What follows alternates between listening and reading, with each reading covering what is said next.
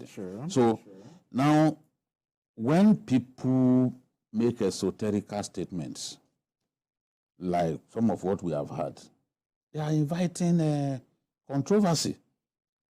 And they are damaging the name of the church by some of the testimonies that they are making.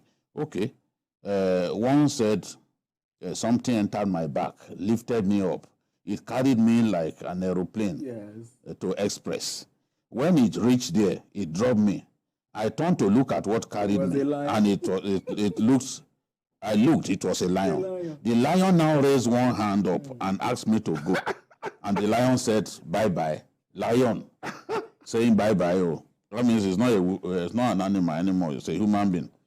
And in another viral video, a lady said she fought robbers and took their AK-47 rifles. I was shocked.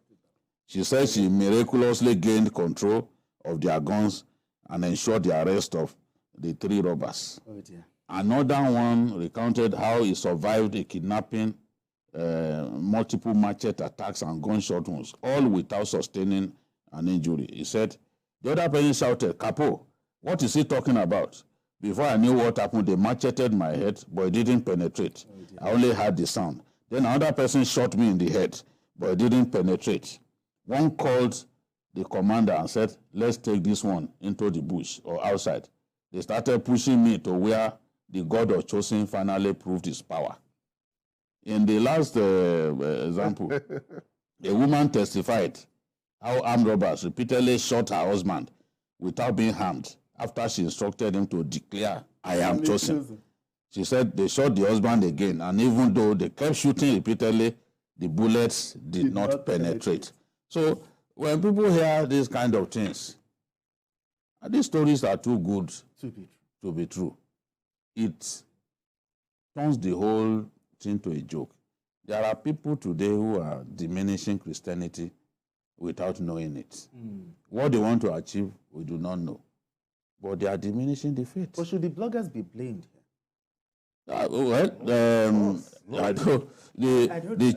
The church was describing, they said, the bloggers are devilish and skilled at taking things out of context. This is not a case of taking something out of context. We have videos of people saying these things. Standing in front of the church and claiming that you were macheted, it didn't penetrate. That has nothing to do with you have otumokpo. That means it's otumokpo that you are using. If they macheted you, I didn't. You cannot simply say Lord of Chosen and there won't be penetration. Even Jesus Christ, when the devil tried to tempt him, oh, see this place, jump down. You can't tell the Lord you're going. Jesus refused, Abi. Okay, Mayor, hold on. Okay. Should the Christian Association of Nigeria and other Christian bodies, investigate the integrity of these testimonies? Because Khan himself is also guilty of lack of leadership. If you remember that there used to be testimonies, there used to be churches that used to do testimony on TV. It was banned in Nigeria at one time. It was miracles. It was banned at the time. Because now, church has become business. Unlike when they were winning souls for God, now it is a business. And testimonies is a marketing tool. Why testimony is a marketing tool is that when you come and you say these outlandish things, it is to convince people who are listening to you to say that, look, there is one power that somebody just said happened in that church. Let me go there. You understand? It is crap.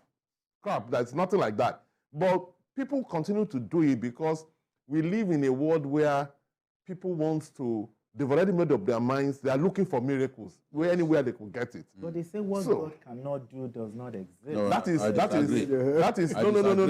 You see, people tend to drag God into anyone what who God says does not know. There is nothing that God cannot do is an ignorant person. It's an ignorant Yes. statement.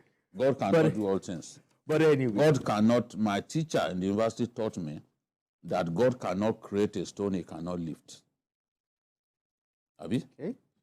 My teacher taught me that God cannot create a square cycle. A square cycle. You know, the idea of a square cycle is illogical. True. God will not do illogical things. So let's fool you that God can do all things or what God cannot do does not exist. No. All right.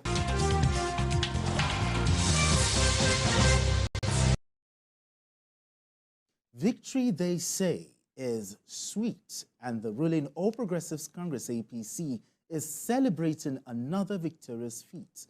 Its candidate in the just concluded 2024 governorship elections in Edo State, Senator Monday Okpebolo, clinched victory by defeating the influence of the ruling party in the state. The Independent National Electoral Commission, INEC, announced Okpebolo's victory after a tightly contested race, which saw the APC reclaim power from the People's Democratic Party, PDP, in the South states. Okpebolo banked on the APC's apparatchik to get the victory, which comes as a major blow to the outgoing governor, Godwin Obaseki, whose 8-year tenure will officially end on the 12th of November. Now let's share that moment when INEC returning officer, Professor Farouk Kuta, declared Okpebolo winner of the election. Party APC, 291,667 votes. Party ABGA, 1,242 votes. Party APM, 151 votes. That Okpebolo Monday of APC, having satisfied the requirement of the law, is hereby declared the winner and is returned elected.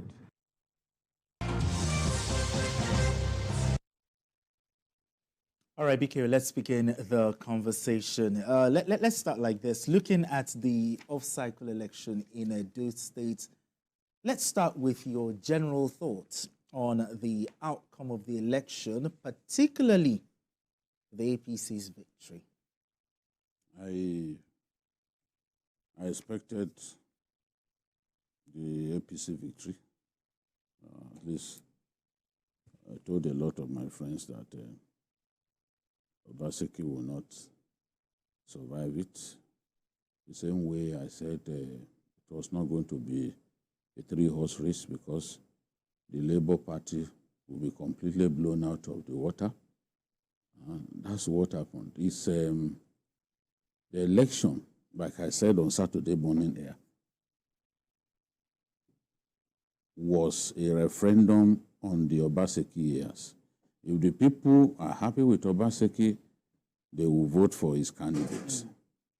But Obaseki had offended too many people. You cannot, somebody who had not been in politics for so many years, who himself was a political nobody, thrusted onto the scene by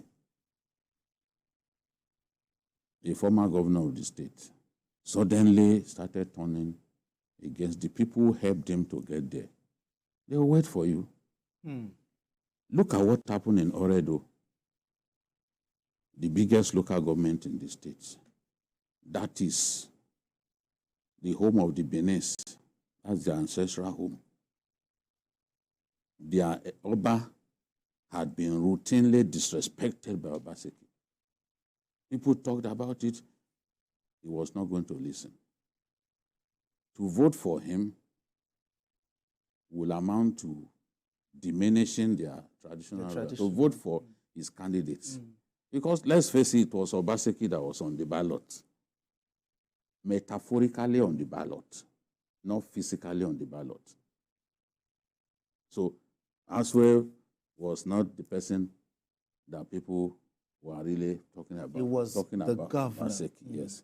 Now, in Oredo, the last time the APC won election in Oredo was in 2012, when Oshomole secured the second term by winning all 18 local governments in the state.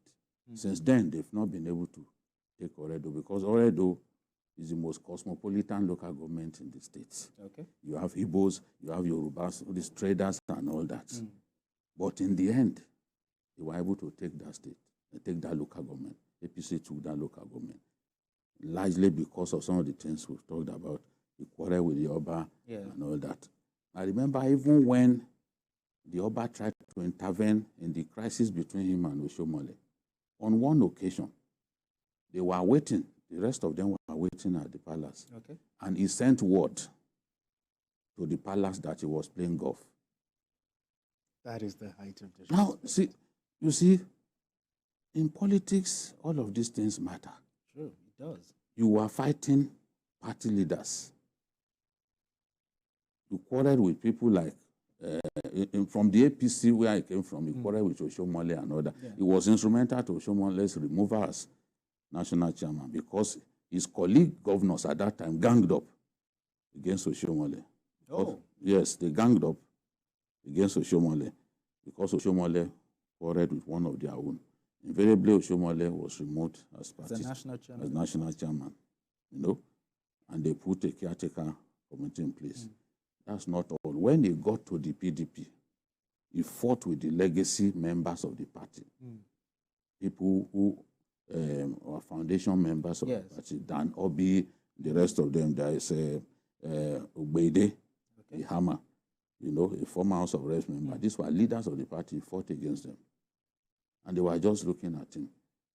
Look at the number of lawmakers that he blocked from coming into the assembly. That was a major factor as well. Those people, in Oredo alone, there were 2 lawmakers that he stopped them from representing their people for 4 years. You think those constituents will be happy? Of course, they will work against you. The way he humiliated Oshomole and proceeded to humiliate the deputy, his deputy, Philip Shaibu. It got so bad that there was a Christian Thanksgiving that they were doing, and they wanted to say hello to his boss. And the security people stopped him from having a mere handshake at a spiritual event. He banished him from government house, took him far away from government house. He said, go and put your office will be here. He agreed to go there. The humiliation of the 2 sons of Edo North, Oshomole and Philip Shaibu, is one reason the people of Edo North came out in high numbers, the way they had never, because they felt, look, this person disgraced our most prominent sons. So it's time for us to time for us to repay him. No election in our country can be perfect, at least for now. Okay. I'm not going to say that, oh, the election was perfect. As I said here, I said Edo governorship election will set a record in terms of vote buying. I said in Edo State, they will give voters as much as 20,000. Go and ask those who are there. They were giving people 20,000 naira to vote. That's not what we want to see. That's weaponizing poverty in a very cruel manner. That happened. There were also issues about transparency in the area of collation and all that. But you can't take away the fact that in spite of everything, the people's wish prevailed. We can talk for the whole day about electoral integrity and all that. The people's will prevailed in Edo State. And the streets of Edo today are calm. APC won 11 local governments out of 18. PDP took 7.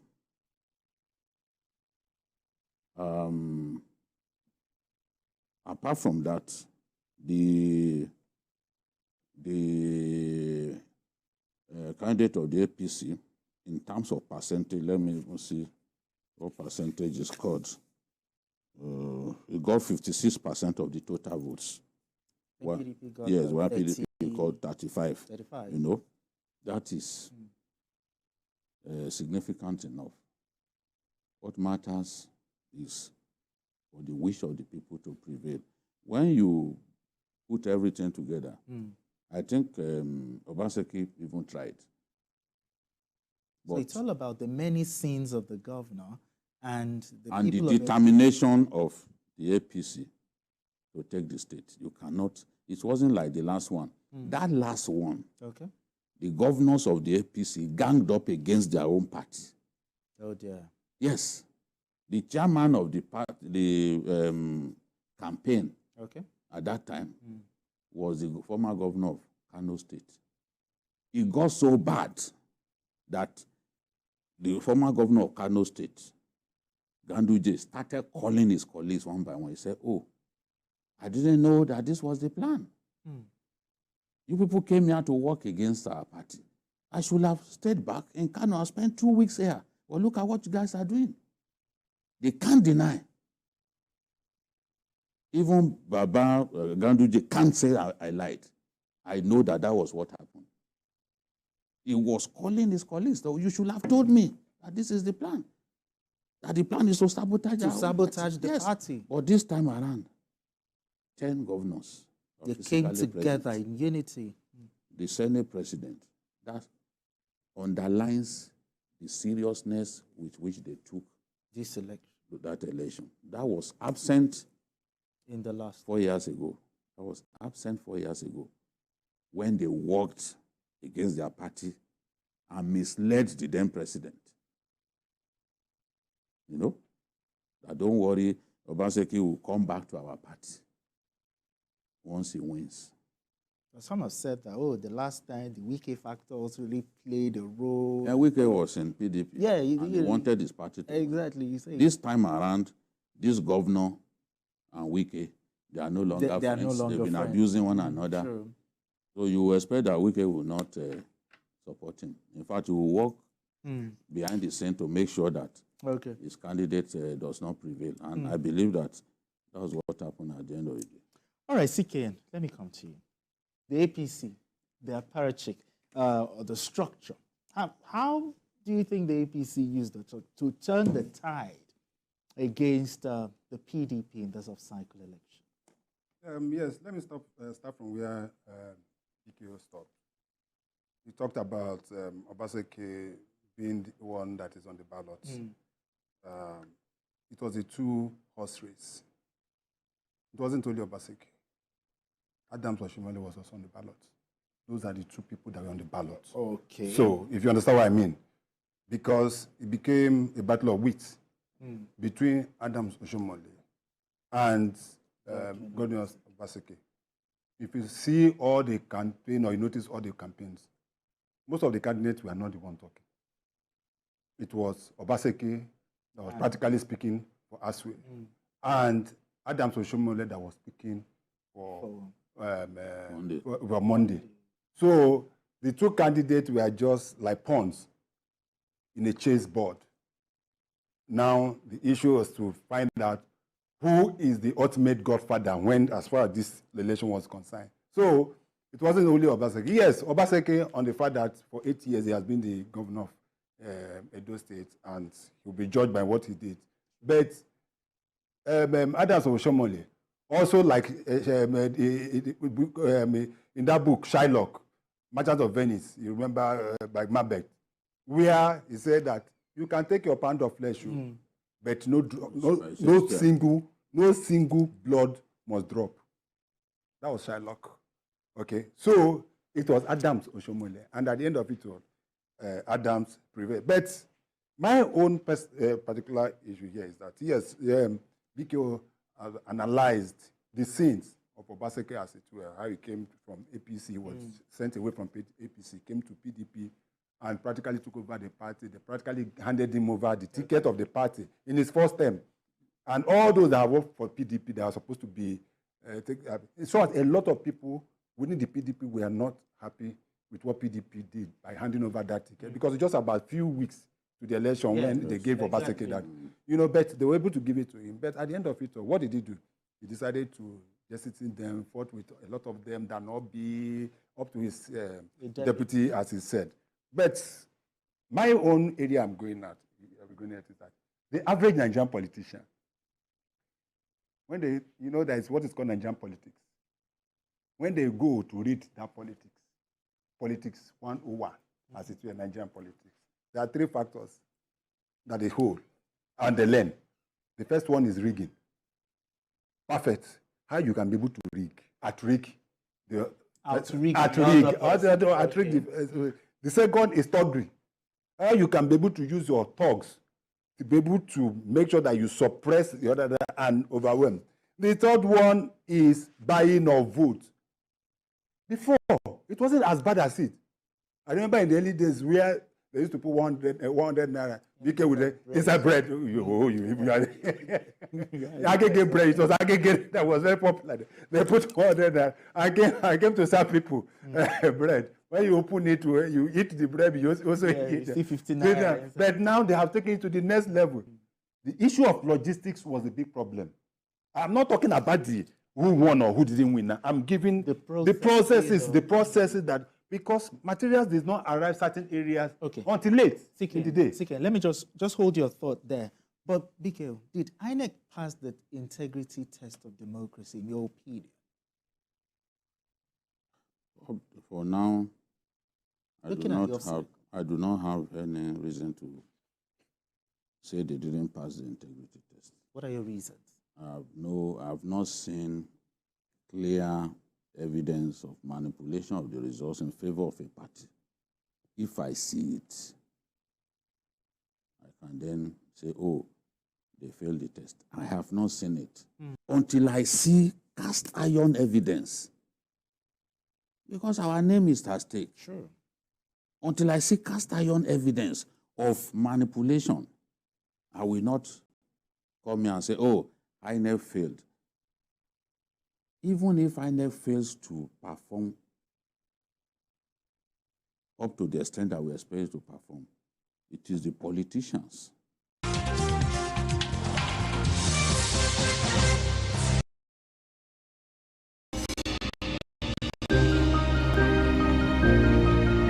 Sometimes it's the story that calls.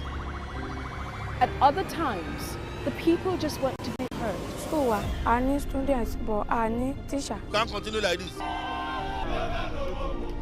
Their voices re-echoing through time itself. We haven't done anything. If the tide is high, everybody run for safety.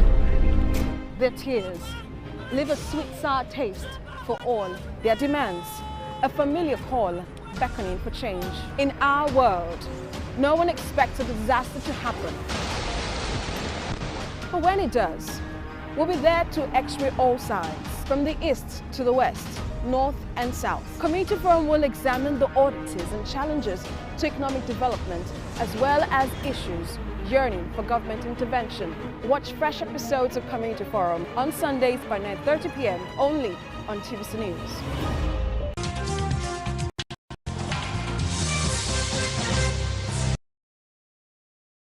It is the dawn of a new political atmosphere in Rivers State after Saturday's local government elections. Governor Sim Fubara's proxy party, the Action People's Party, APP, was declared winner of the council polls after Governor Fubara defied all odds to conduct the local government elections. The State Independent Electoral Commission declared APP winner of 22 out of the 23 chairmanship seats in the state. The election took place despite protests by members of the People's Democratic Party, PDP, and the All Progressives Congress, APC, as well as refusal of the police to provide security, citing a ruling by the Federal High Court. All right, gentlemen, result of the local government elections there. But it looks like everyone loves illegalities in Nigeria's political scene. Ikeo. Well, you know, this has always been a battle between Governor Fubara and his godfather, Jison Wike. Everyone knows what it means to control the politics of the local governments, because they say all politics is local. If you have control of the council areas, then you can use the funds at your disposal to mop up support of the grassroots, rewards the local government. That's where the votes are. So Wike never wanted to lose control of the local governments. The conflict between both men arose from the fact that Fubara wanted to replace the local government chairman who made it possible for him to win the election. The local government chairmen back then were made chairmen of the electoral, the campaign committees at their local government. So they took control of the campaigns at their local government level. So Wike felt trying to replace them with caretakers and all that, refusing to fund the Rivers State Independent Electoral Commission was because the governor wanted to replace those ones with caretakers so that I can take control of the of politics at that local level. Invariably, the battle shifted to the congresses of the PDP. The governor's people lost out completely because they didn't buy forms and they didn't take part in that election. Clearly, the leadership of the PDP approved the congresses which were dominated by Wike's supporters. They produced the new state chairman of the party and the ESCO members, of the party in the states. Effectively, Fubara was being pushed out of the party because since his people didn't contest and his people didn't win any of those positions on offer during the ward and state congresses. It means that he cannot fall back on anyone by way of support, and that potentially could make life difficult for him if he's seeking re-election through the PDP. So when he saw that he had lost out, he ordered his people to go and contest on the platform of the APP. Initially, they were denying, but we all saw that his proxies, that is the caretaker chairman that he put in place, were told to go and contest under the platform of APP. He remains in the PDP, but the people that he sponsored contested on the platform of the APP. The PDP and the APC in Rivers State, both of which are controlled by elements loyal to the FCT minister, protested because they went to court to get the court to order INEC not to release the voters register to the Rivers State Independent Electoral Commission to conduct the election, because without a voter register, how do you do an election? But clearly those guys had collected it earlier because they kept saying, no, we already had it, INEC had given us before you even went to court. So it's a war of attrition between both men. Fubara at this stage is desperate to hold on to his position. Wike had come out publicly to say there's no room for peace. So that way you are telling the governor that no matter what, you will not forgive him. So he too will do his best to hold on to what he has.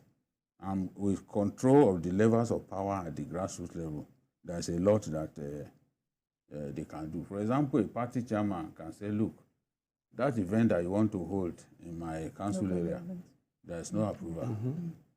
They can say that. So in the coming days, we will see clearly that Governor Fubara has gained a big advantage in the battle against his godfather, Nyesom Wike, by holding on to the control at the local government level. There are 23 local governments in Rivers State. The Supreme Court ruled that any local government that fail to conduct elections, they will not release their funds. So you can imagine Rivers not having funds for 23 local government areas. It will affect their programs.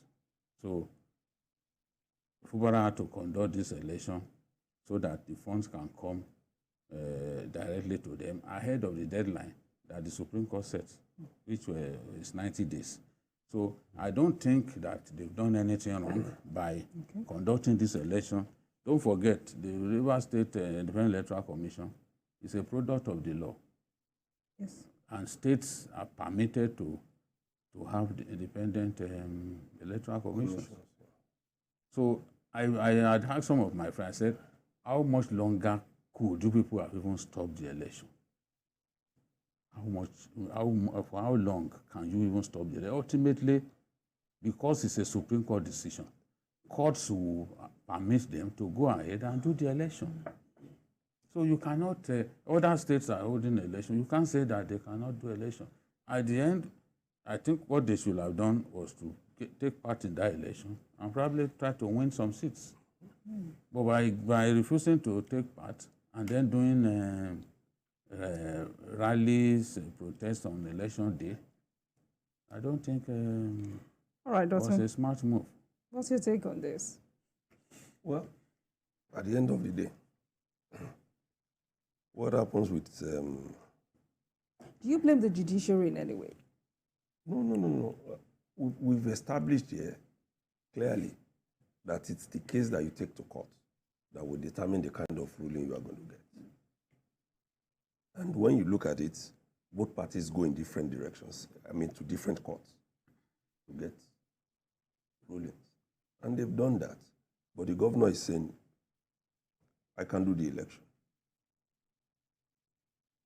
Anyhow you want to go about it, we already have what we need, and we are going to go ahead. Even the PDP, where Wike belongs, has been speaking from different sides of the mouth. While the state is saying one thing, the federal is saying another, the national is saying another thing. So you know that even within that party, Nyesom Wike has caused a division. That's what he has done.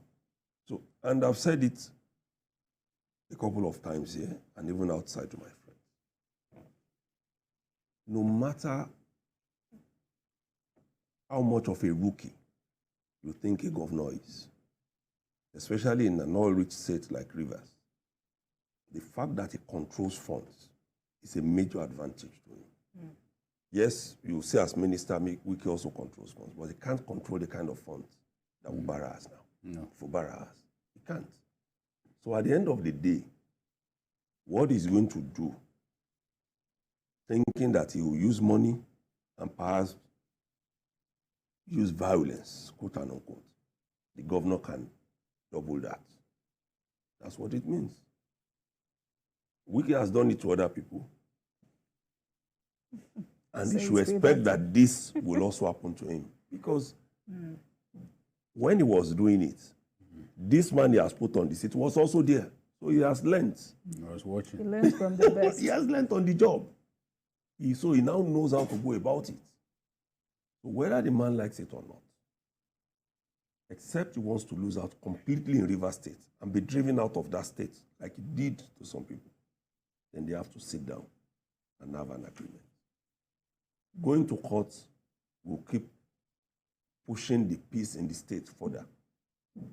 But at the end of the day, even the 2027 is looking forward to annihilating the governor will come and go. What kind of agreement do you think can be reached at this point? The president said he intervened. The president can only do as much as what those two people agree should happen. We are quarreling. BKO intervenes. If you have made up your mind you want to stay on your own lane, it is only this that can make me have, then there is no intervention that can come from anywhere. If he's saying he wants to get the structure, then it means he wants a puppet as governor. And that's what the man is saying. Let me have a voice.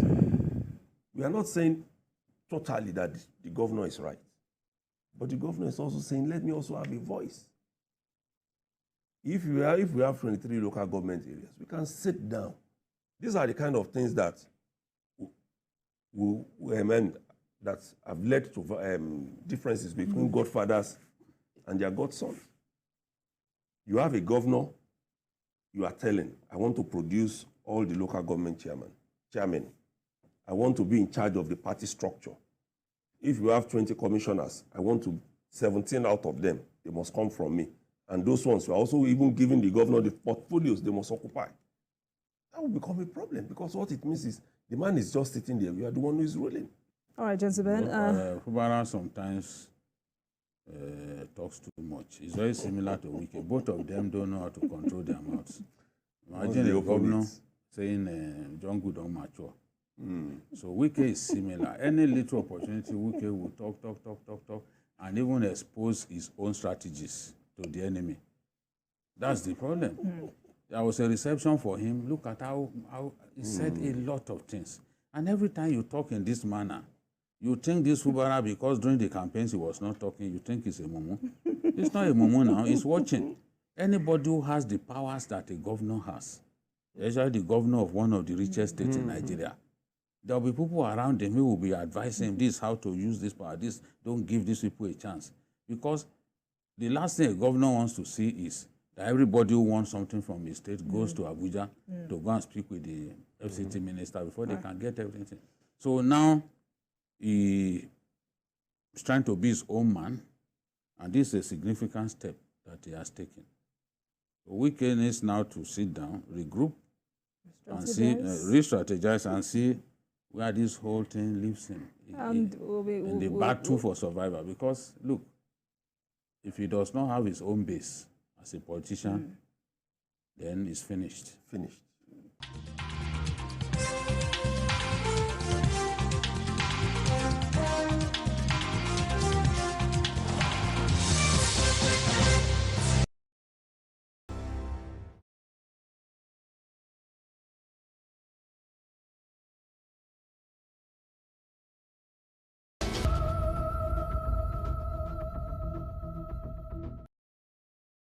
Water is life for thousands of years, amongst many other uses. In Nigeria, many rural dwellers build their lives around water. Rains and rivers determine when, where, and what crops they plant. The way they build their settlements, their hygiene, and transportation largely depends on water. To get a clear first-hand experience of river-based transportation to people living in Nigeria's northeast region, often considered as just a desert to outsiders, I journeyed to the banks of the Gongola River. It started with a car, then motorcycles, and later on foot.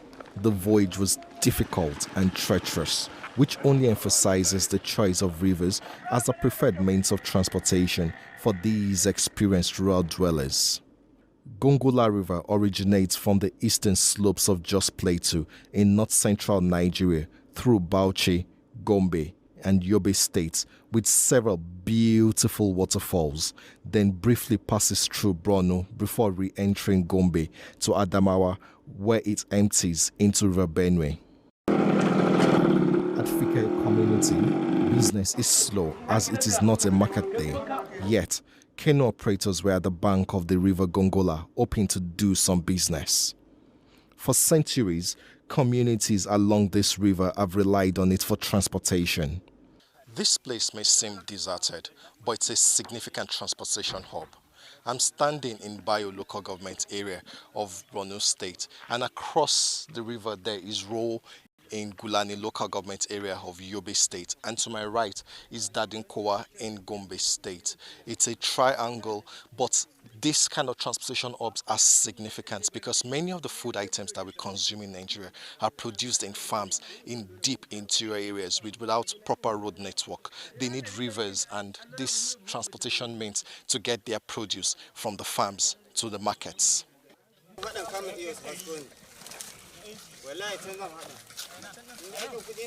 Lawali Usman does not have a formal Western education, but he is well schooled in the way of water. He shares a glimpse of life at the edge of a river. I've been doing this work for about 30 years now. This work is what gives me what to eat and drink. We see things on the job. Sometimes we come out to work and there's nothing to do. The wind and other things hinder us from doing work. It could really be difficult.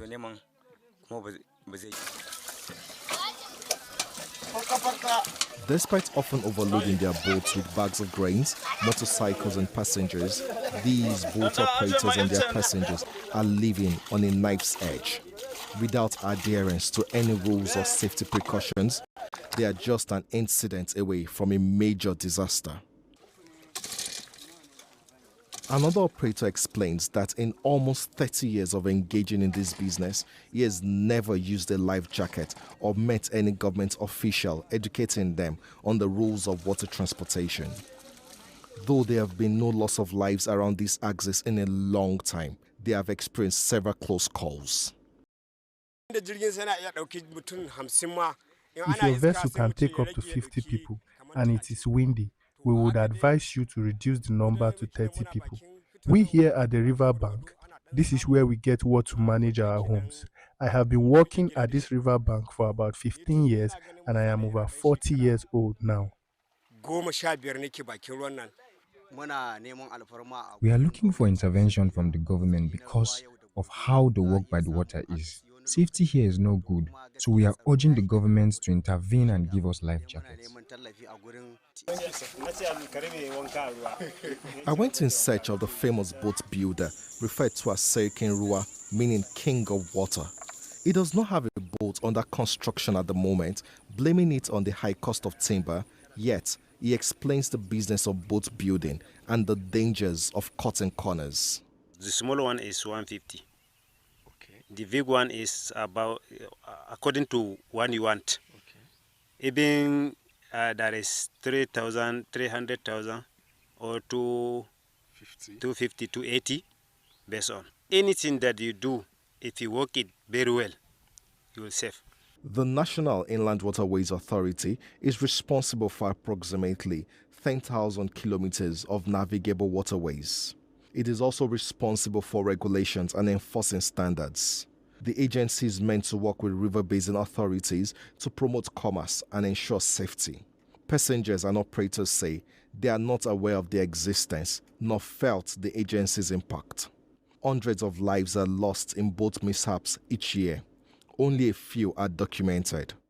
We try to enlighten the water users and including the boat operators to always obey the rules of activities on the water.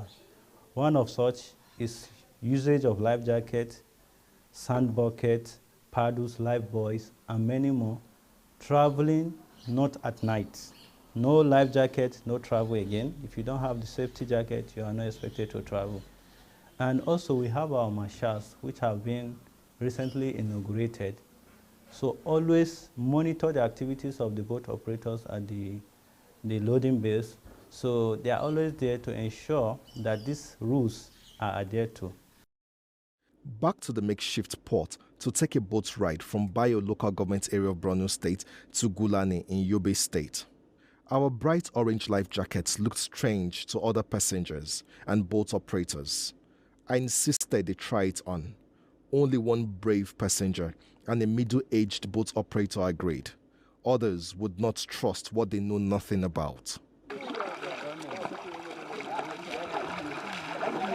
Though wearing a life jacket, I was scared as a narrow boat sailed on the wide, choppy river.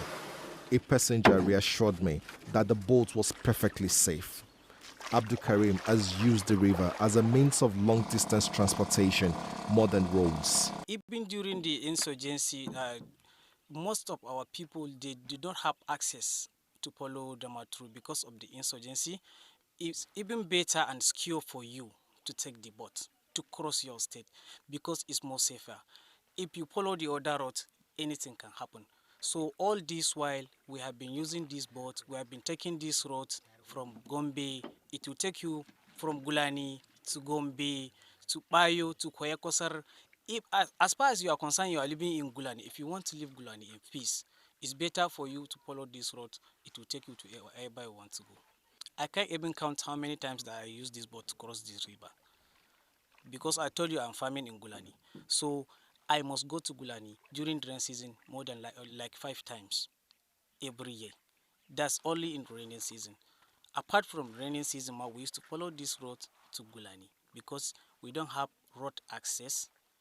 We don't have anywhere to go than this place. So if we are using this place as our route, this is more safer and more closer to where we want to reach.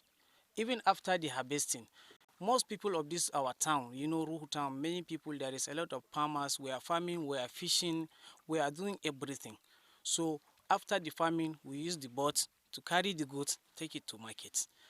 If we want to buy some materials like the other things to use, we buy it from Gombe. Fertilizer, yeah, chemicals. fertilizer, chemicals, and the others, and the food stuff where we don't have it here. We bought it from Gombe and use the river boats and take it to our people. That make our life difficult. People are suffering because of poor road accessibility. They don't follow any routes. There was a time that I even come here, we even overload. Some people say that, hey, wait, we are going to drop. Some people reduce from the boat. And there was a time I was thinking that the boat was even break, man. As we just enter, thank God we are not in the middle of the river. We just onboard it, so the boat can't break. So people have to reduce the goods. And you see this boat, you carry like bikes, maybe like 8 bikes. You carry like maybe 20 to 15 bags of rice or maize or sorghum, and you carry people more than 20. On one boat? On one boat. 8 bikes? 8 bikes. Bags of food? Bags of food. 20 people? And 20 people in one boat. And this is the thing that I have always thinking about it, that maybe if I have somewhere to follow, I would have followed than this place. So these life jackets, have you ever worn life jackets before? No, I never. I did not even see any person with life jacket in this place, Madani. So it's only you people. So in over 10 years, you have never seen anybody? Over 10 years, I have never seen anybody with life jacket here. Water transportation has been in existence for centuries, but it's far more significant in a place like Nigeria, where many of the food items that we consume are from these communities that do not have appropriate road network, but rely on these means of transportation to move their produce from their interior communities to the major markets and towns. These operators and their passenger do not know the rules of water transportation, and they do not have access to protective gear such as this life jacket. It's important that the government at all levels get involved in educating these people about the rules of water transportation, and also providing essential life-saving jackets such as this to preserve both our food security and the lives of the people. From the border of Gombe, Yobe and Borno State, Lanre Adeyemi, TVC News.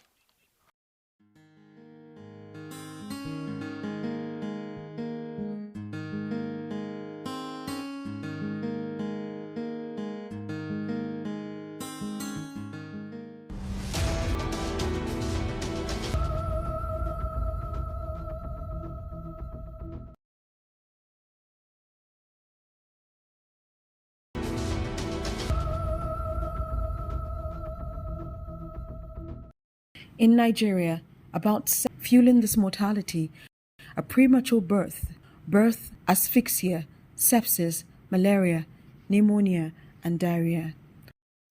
At the University of Calabar Teaching Hospital in Cross River State, one of the Samfield babies dies 3 weeks after he was born preterm. It adds to the number of neonatal deaths this year.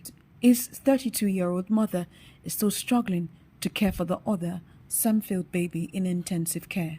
The 4th of September, I came here to teaching hospital. So I was admitted at gynae ward. They tried to manage the situation for like a week.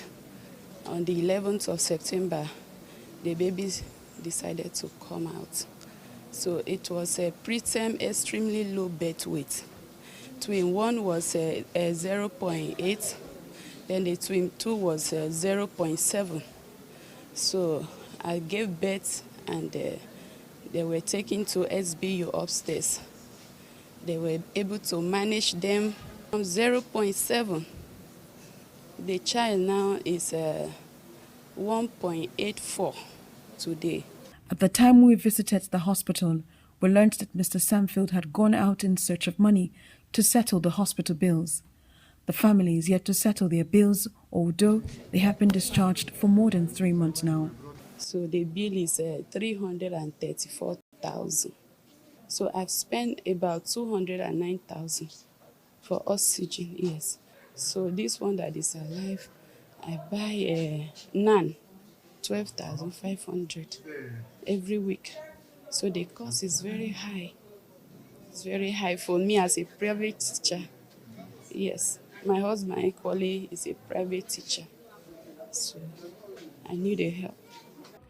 The cost of healthcare in Nigeria is becoming increasingly unaffordable for many families. The situation is even more dire for those living below $1 per day. Healthcare providers are doing their best to provide quality care, but the lack of funding and resources is a major challenge. Time comes when you have to go out and get the antibiotics needed for this baby, and the parents don't have the money. It would really be nice if we can actually have station oxygen at all time. That means we won't have any need to have to ask someone to go out for us to get oxygen. If we can have oxygen cylinder station for us, more incubator. Presently, we have just 3 functional incubators. So, and we have more babies, preterm babies, compared to even other units as well. To reduce child and maternal mortality, a life-saving oxygen gas plant was installed in May 2024 at the Mary Slessor General Hospital in Calabar by UNICEF. Before the plant was sited in Cross River State, health workers traveled to Port Harcourt to get oxygen. The oxygen plant in Calabar can fill up to 135 oxygen cylinders in just 24 hours. Notice a marked reduction in infant mortality and morbidity when it comes to hypoxia and hypoxemia related illnesses, because oxygen is readily available to meet all the demands since the establishment of this PSA plant. The question is, if there is a gas plant within a hospital facility, why is the government yet to link the gas plant to health facilities to reduce the cost and time spent in getting oxygen? According to UNICEF, Nigeria leads globally in the number of zero-dose children, with over 2.3 million unvaccinated, a figure the Pediatrics Association of Nigeria say may have risen due to access to quality healthcare facilities across the country. About 20 minutes away from the capital city, we find this spaced-out facility in Akpabuyo local government area of the state. The clinic is understaffed. Woman is lying down here. The buttocks is that way, and there's no light there. It's until you have a second person. If you are delivering a woman alone, it is difficult. Is that the case most of the time? Yes, because we are not many. The staff strength here is low, and as such, you can be on duty alone.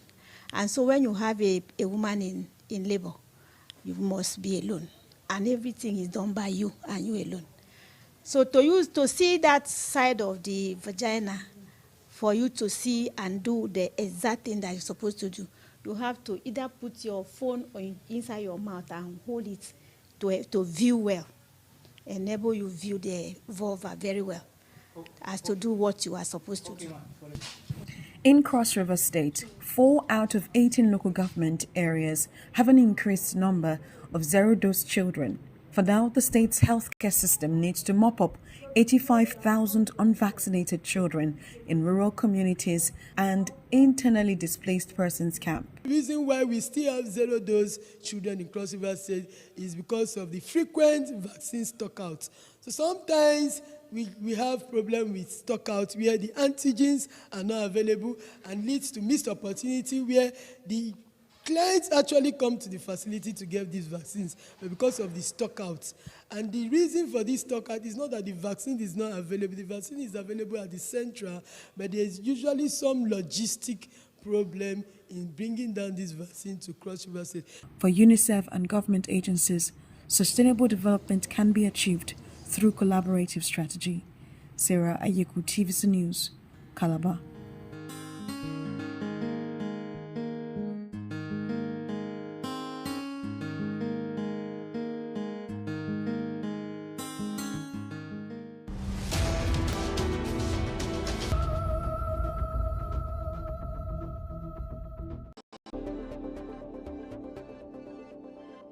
Slapped, stroked, and molded at a pace provided by the doubt and fear. Every move way in the struggle of one to the other, merging the past to the present, brushstrokes of colors seen but not known. For when the wailing stops, the pieces settle down in abject beauty erected for a century of a century. Speaking, advocating, protesting as the arts are meant to be.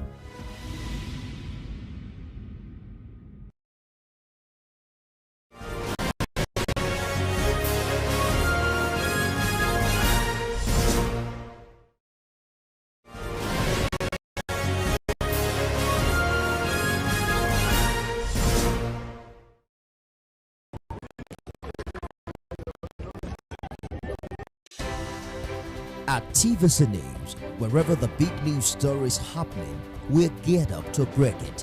TVC News.